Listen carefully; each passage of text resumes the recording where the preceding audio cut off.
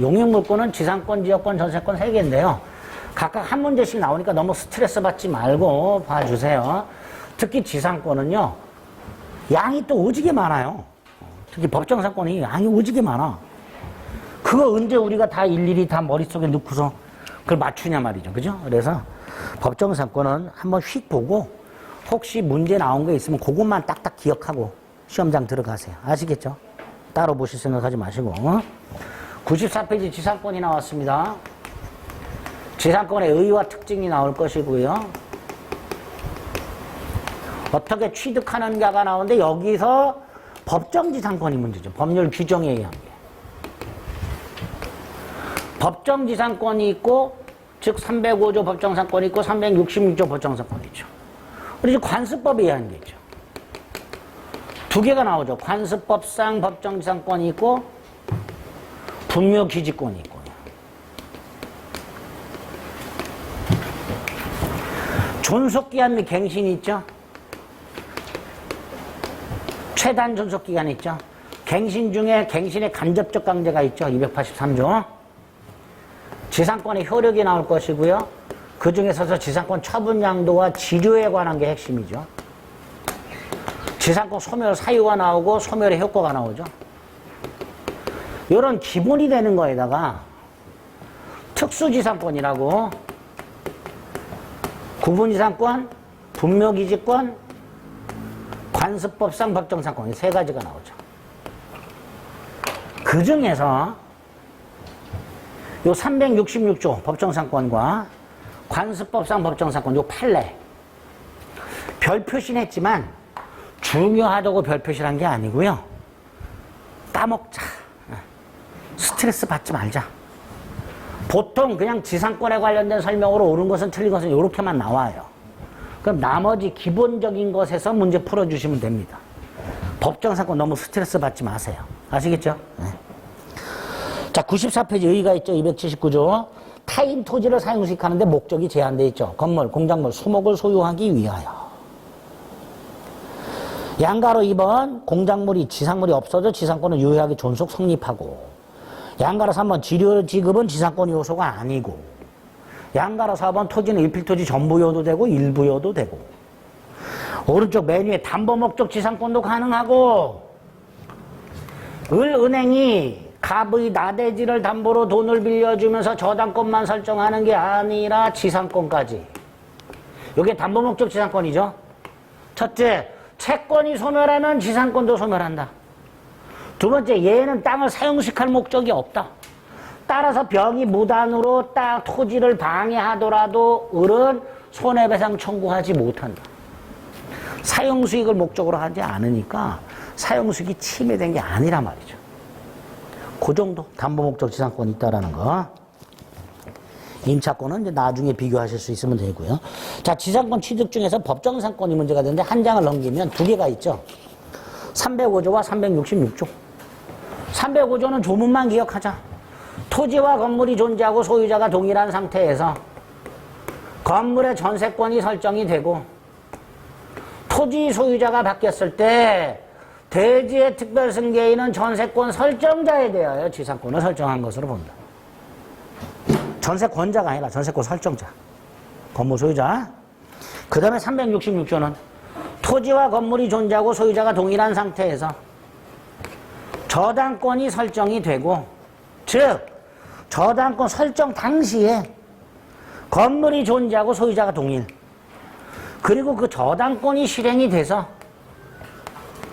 토지와 건물의 소유자가 달라지게 되었을 때 건물 소유자가 지상권을 취득하게 됩니다. 따라서 꼭 주의, 이 상태에서 건물이 팔리고 나서 저당권이 실행된 경우 건물 소유자의 양수인이 법정상권을 취득하게 됩니다.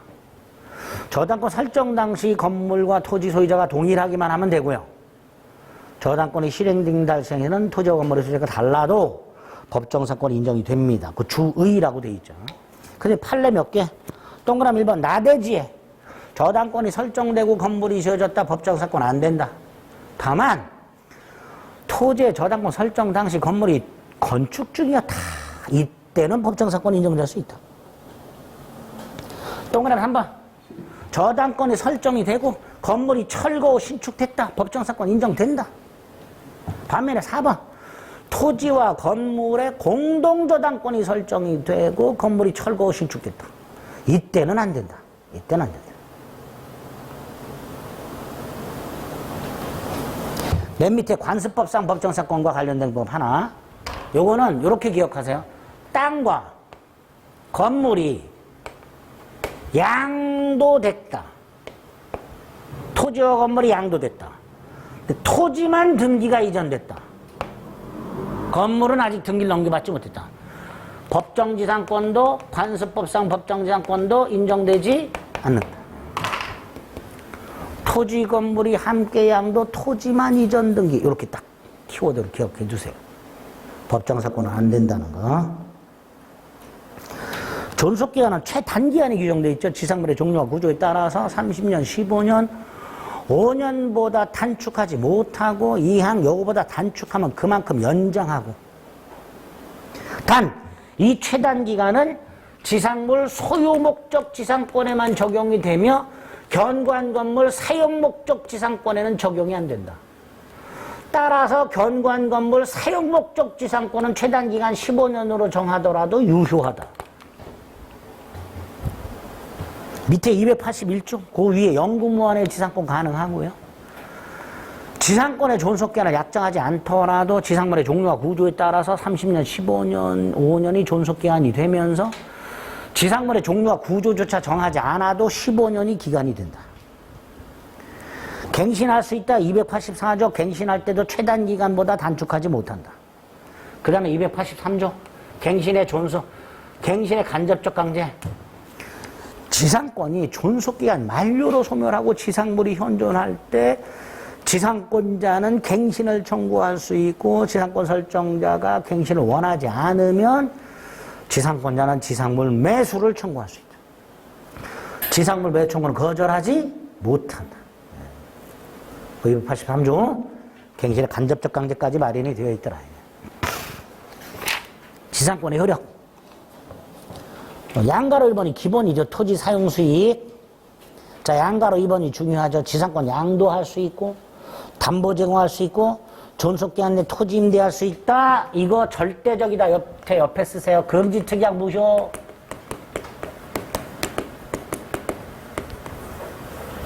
지상권 양도, 담보 제공, 토지 임대 금지특약 무효.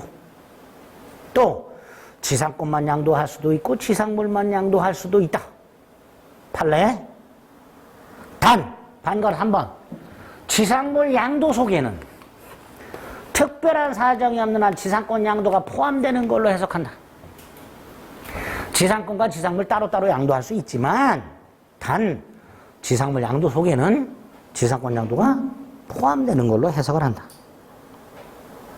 저당권 설정할 수 있고 양가로 3번.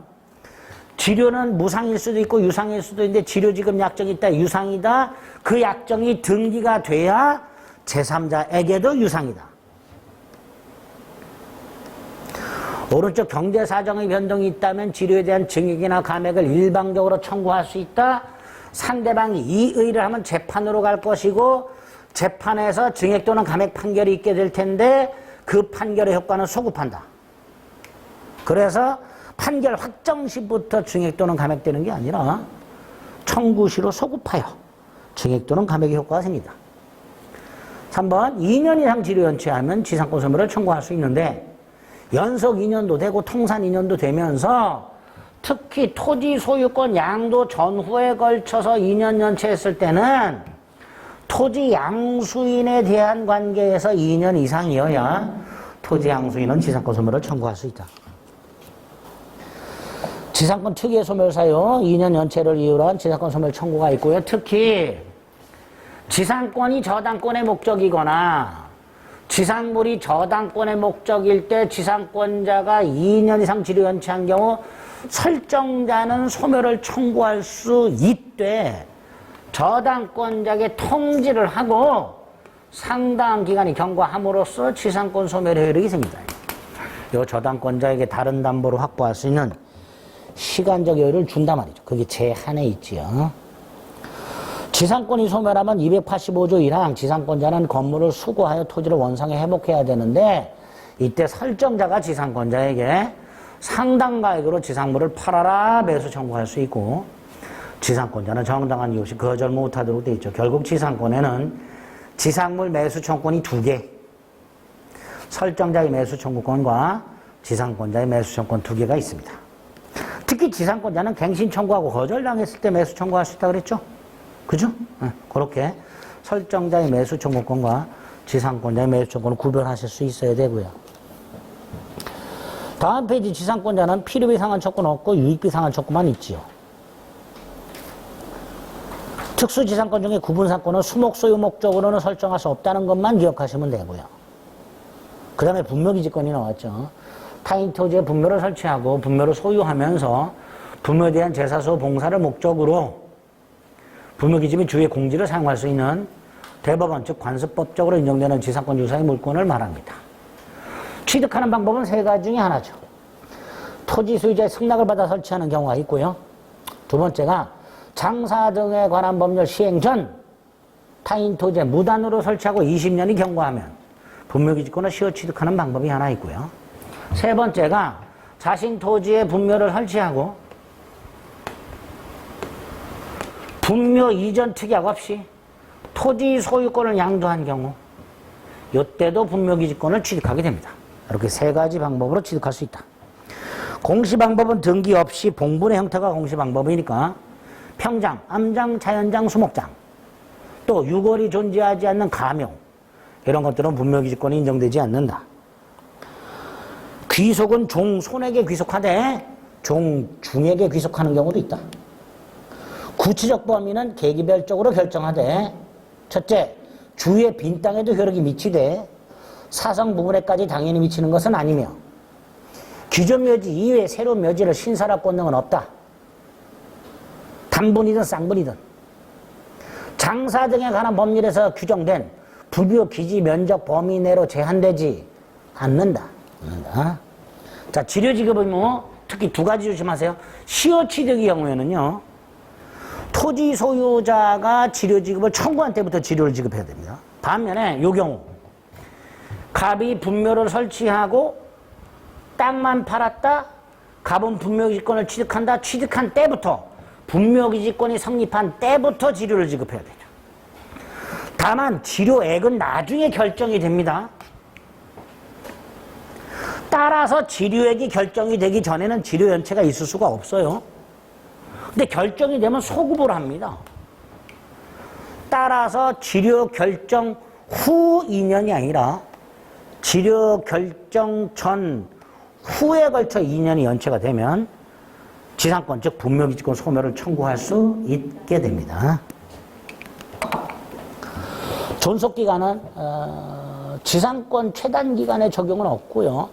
분묘에 대한 제사소봉사가 계속하는 한 분묘기지권은 존속한다 그러죠. 언제 소멸하는가? 분묘기지권을 포기하거나 봉분이 멸실이 되면 분묘기지권을 소멸하는데 다만 봉분의 멸실과 관련돼서 일시적 멸실에 불과한 경우 유골이 존재하고 원상복구가 가능한 일시적 멸실의 경우 이때는 분묘기지권을 소멸하지 않는다. 분묘기지권은 거의 상식으로 처리한 거예요. 상식선에서. 그 다음에 이제 관습법상 법정사건이 나와 있죠. 간단하게 토지와 건물이 존재하고 소유자가 동일한 상태에서 매매 기타 원인을 통해서 토지와 건물의 소유자가 달라지고 둘 사이 관습법상 법정사건을 배제 포기하는 특약이 없을 때 건물 소유자가 대법원에 의해서 법정사건을 취득하게 됩니다. 자, 여기서 이 건물은 미등기 건물이어도 되고 무허가 건물이어도 되고요. 처음부터 동일할 필요가 없습니다. 을소유였다가 갑에게 넘어갔고 다시 병에게 넘어간 경우에도 법정사건 인정이 돼요. 즉 토지와 건물이 원시적으로 동일인에게 속할 필요가 없어요. 그럼 언제 동일하면 되냐? 요 매매 등 처분 사유가 있을 때 동일하면 돼요. 다만 땅이나 건물이 강제경매가 된 경우 강제경매가 되려면 땅이 압류가 돼야 되고요. 땅이나 건물이 압류보다 먼저 가압류가 있을 수 있고요.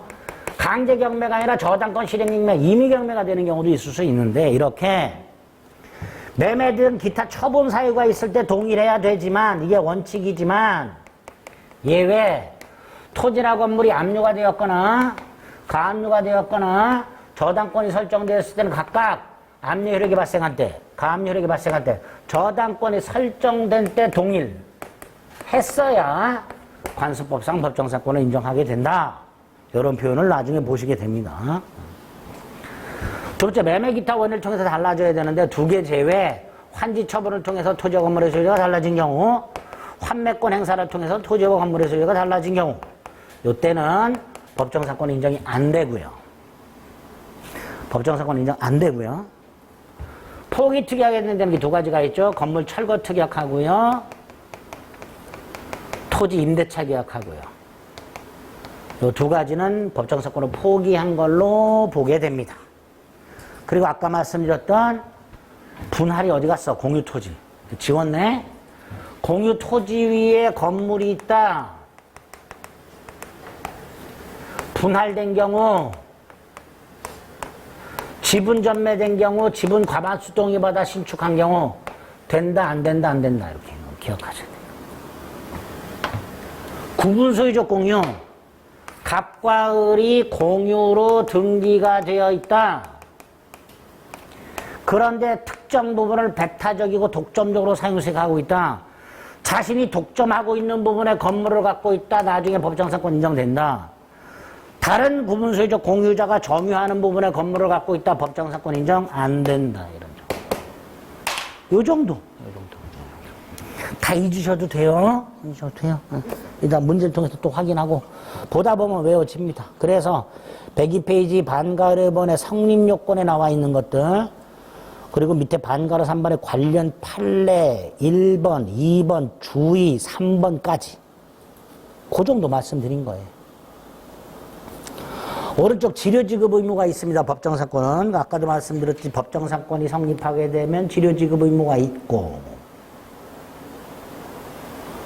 치료액은 나중에 결정이 되니까 결정 전에는 치료연체가 있을 수 없으나 아까 말씀드렸죠? 결정이 되면 결정 전후에 걸쳐서 2년 이상 연체했을 때 지상권 소멸을 청구할 수 있게 됩니다. 반가로 7번은요. 예를 들어서요. 갑소유 땅, 갑소유 건물이 있다가 건물이 을에게 넘어갔고요. 둘 사이에 철거 특약 따위가 없어요. 그럼 얘는 건물 소유권을 취득하면서 땅에 대해서 등기 없이 법정 지상권을 취득하게 됩니다. 그죠? 이렇게 법정상권을 취득한 상태에서 땅이 팔렸다. 당연히 이런 새로운 토지 소유자에게 지상권 등기 없이 지상권 주장할 수 있고요. 을이 건물을 팔았다. 건물 양도 속에 지상권 양도도 포함되고요. 병원 건물도 소유권 이전 등기해야 되고 지상권도 이전 등기해야 됩니다. 자, 이때 병이 건물 소유권만 이전 등기했다. 지상권은 여전히 을에게 있어요. 이때 병은 을에게 지상권 이전 등기 청구할 수 있고요. 을은 설정 등기 청구할 수 있습니다. 따라서 병은 이렇게 대위 청구할 수 있어요. 결과적으로 병은 지상권 등기 권리자, 갑은 지상권 등기 의무자. 따라서 갑이 병을 상대로 철거를 청구할 수는 없고요. 부당이득 반환을 청구할 수 있습니다. 법정사건이 성립한 후 토지가 양도되거나 건물이 양도된 경우, 요때 요놈 뭐라고 부를까요? 법정지상권이 붙은 건물의 양수인, 이렇게 불러요. 요놈이 시험 지문에 자주 등장합니다. 일단 문제를 통해서 확인을 좀 해볼 거예요. 어쨌든 요 정도 내용인데 한 문제 나와요. 양이 오지게 많은데 한 문제 나와요. 너무 스트레스 받지 마시고 이따 지문을 통해서 어떤 것들을 위주로 외워야 될 것인가를 확인하시면 됩니다. 자, 문제는 잠시 쉬었다가 풀겠습니다.